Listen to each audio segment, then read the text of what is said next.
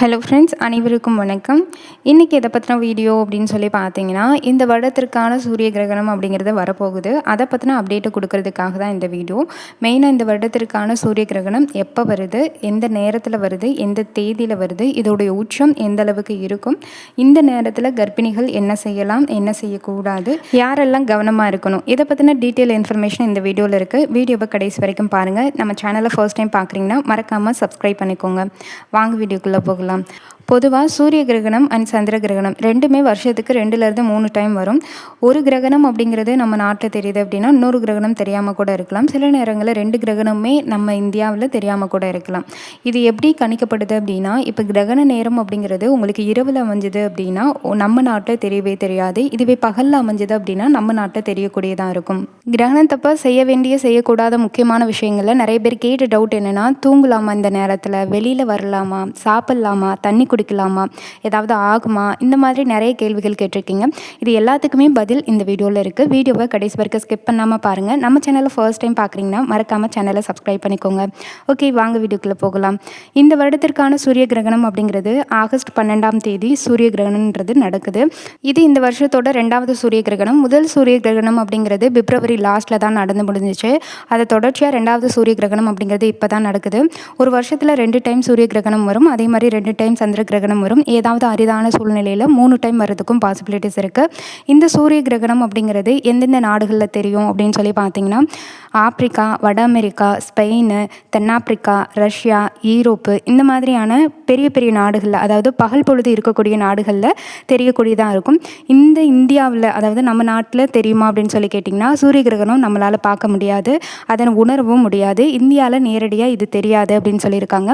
நமக்கு நைட் சமயமாக இருக்கிறதுனால இந்த கிரகணம் நம்ம நாட்டில் தெரியாது.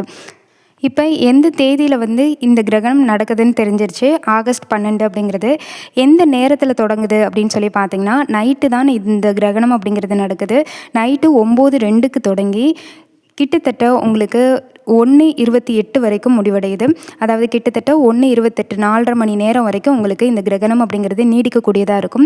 இதோடைய உச்சபட்ச நேரம் அப்படிங்கிறது, கிரகணம் உச்சத்தில் இருக்கக்கூடிய நேரம் அப்படிங்கிறது 10:47க்கு உச்சமாக இருக்கும். இந்த டைமில் கொஞ்சம் வெளியில் வரது எல்லாத்தையுமே தவிர்த்துக்கோங்க.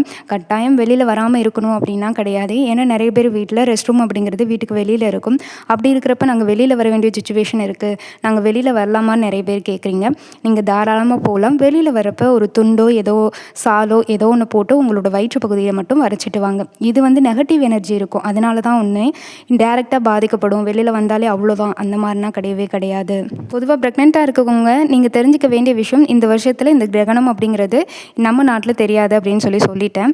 அதனால் இந்த மாதிரி தான் இருக்கணும், அந்த மாதிரி தான் இருக்கணும், இல்லை அப்படின்னா ஏதாவது ஆகிடும், அந்த மாதிரி எந்தவித பயமும் இல்லாமல் இருங்க. அதெல்லாம் சூரிய கிரகணத்துக்கு பொருந்தாது. ஏன்னா இது நைட் சமயத்தில் வர்றதுனால உங்களுக்கு இந்த கிரகணத்தால் எந்த ஒரு தாக்கமோ எஃபெக்டோ எதுவுமே இருக்காது. நீங்கள் எப்பவும் போல் ரொட்டீனாக நீங்கள் என்ன செய்வீங்களோ அதே மாதிரி செய்யுங்க. வெளியில் போகிறதா இருந்தால் கூட போகலாம். ஆனால் என்ன ஒரு நெகட்டிவ் எனர்ஜி அதிகமாக இருக்கும். தேவையில்லாமல் இந்த ஸ்ட்ரெஸ்ஸு, சில பேருக்கு தலைவலி வருது, அந்த மாதிரி விஷயங்கள் வர்றதுக்கு ஒரு விதத்தில் காரணமாக இருக்கும். சயின்டிஃபிக் ப்ரூஃப் அப்படின்னு ஒன்றும் இல்லை, ஆனால் சொல்லுவாங்க, அவ்வளோதான். அதே மாதிரி கிரகண நேரத்தில் சாப்பிட்லாமா தூங்கலாமா அப்படின்னு சொல்லி கேட்டிங்கன்னா தாராளமாக பண்ணலாம். நீங்கள் எப்போவும் என்ன பண்ணுவீங்களோ அதை அப்படியே பண்ணிக்கோங்க. நீங்கள் இது அது அப்படின்னு சொல்லி எந்த டவுட்டும் படாதீங்க. தண்ணி தாராளமாக குடிக்கலாம். நீங்கள் தண்ணி சாப்பாடு எதுவும் சாப்பிடாமல் இருந்தால் தான் அப்போ தான் ஏதாவது ஒரு தாக்கம் வருமே தவிர்த்து கிரகணத்தாலனா எந்தவித தாக்கமும் வராது. குறிப்பாக நைட் சாப்பாடு கொஞ்சம் லைட் வெயிட் ஃபுட்டாக எடுத்துக்கோங்க. ரொம்ப ஹார்டான ஃபுட்டு, சப்பாத்தி, அதே மாதிரி பரோட்டா, மைதா ரிலேட்டடான உணவுகள், நான்வெஜ் ரிலேட்டடான உணவுகள் நைட் சமயத்தில் வேணாம். முடிஞ்ச வரைக்கும் காலையிலையோ மதியத்துலையோ எடுத்துக்கோங்க. நைட் சமயத்தில் எடுத்துக்கிறதுக்கு முயற்சி பண்ணாதீங்க. மைதானா கர்ப்பமாக இருக்கிறப்ப சாப்பிடாதீங்க, ரொம்ப நல்லது என்னை கேட்டால். நைட் சமயத்தில் முழுக்க வேக வச்ச உணவுகளாக எடுத்துக்கோங்க. அது இடியாப்பம், இல்லை இட்லி, இந்த மாதிரி லைட் வெயிட் ஃபுட்டாக எடுத்துக்கோங்க. தோசை கூட நீங்கள் எடுத்துக்கலாம். ஆனால் சாப்பிட்ற சாப்பாடு 7:30க்குள்ளே முன்னாடியே சாப்பிட்ருங்க. 8 மணி, அட்லீஸ்ட் 8 மணிக்கு முன்னாடியே சாப்பிட்டுட்டு ஒரு மணி நேரம் வாக்கிங் போயிட்டு நீங்கள் வாட்டுக்கு தூங்க போயிடுங்க. குறிப்பாக கிரகண நேரத்தில் ஏதாவது ஷார்ப்பான எக்யூப்மெண்ட்ஸ் எதுவும் உங்கள் பக்கத்தில் இல்லாமல் பார்த்துக்கோங்க. அது ஒரு நெகட்டிவ் எனர்ஜி தரும்னு சொல்லுவாங்க. மற்றபடி இது 100% இதனால் இது ஆகிடும் அப்படின்னா கிடையாது. சிம்பிளா சொல்லணும்னா, இந்த வருஷத்துக்கான இந்த சூரிய கிரகணம் அப்படிங்கிறது நைட் சமயத்தில வரதுனால பெரிதளவுல உங்களுக்கு தாக்கம் இருக்காது. அதனால எந்தவித பயமும் இல்லாம நீங்க இருக்கலாம். இன்னுமே உங்களுக்கு டவுட் இருக்கு அப்படின்னா, கீழ கமெண்ட் பண்ணுங்க. இதுக்காக நெக்ஸ்ட் வீடியோ கூட நான் போடுறேன். அதே மாதிரி இலங்கை, ஸ்ரீலங்கா இந்த மாதிரி இந்த நாடுகள்லயும் உங்களுக்கு வந்து இது தெரியாது. சூரிய கிரகணம் அப்படிங்கிறது இந்த வருஷம் தெரியாது. அதனால அங்க இருக்கிறவங்களும் யாரும் பயப்பட வேண்டிய அவசியம் கிடையாது. இந்த வீடியோ பிடிச்சிருந்தா லைக் பண்ணுங்க. லைக் பண்ணீங்கன்னா கீழ ஹைப் பண்ணி எல்லோ கலர் ஸ்டார் காமிக்கும். மறக்காம ஹைப் பண்ணி விடுங்க. நெறைய கர்ப்பிணிகளுக்கு இந்த வீடியோ யூஸ்ஃபுல்லா இருக்கும். உங்களுக்கு தெரிஞ்ச ஃப்ரெண்ட்ஸ்க்கும் இத ஷேர் பண்ணி விடுங்க. Thank you.